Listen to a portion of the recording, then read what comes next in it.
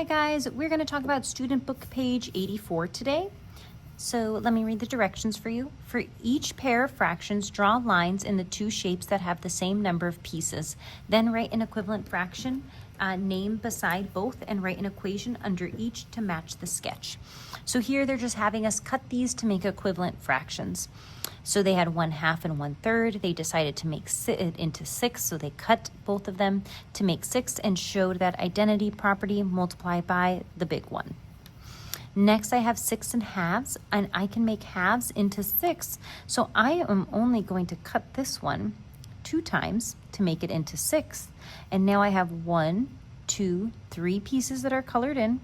Out of denominator, how many pieces are in the whole? 6 pieces.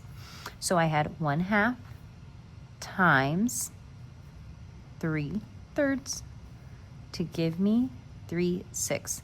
And I'm not going to cut this one at all because now I already have 6. So I have 1/6 times 1, because I didn't cut it, equals 1/6. The next one, I have 4 3/4 and I have 2/5.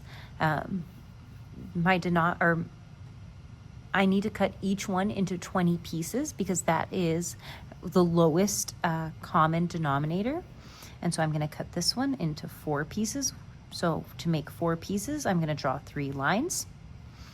And I have 2/5 times 4/4 equals, and I'm going to have 20ths, so 8/20.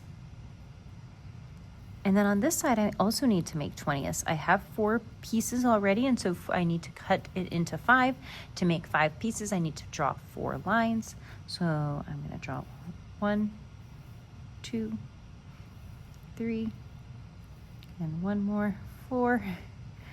And I'm going to show I can count up all those pieces to get my numerator. I'm going to show my equation times 5/5 times 5 times 5. And write my answer.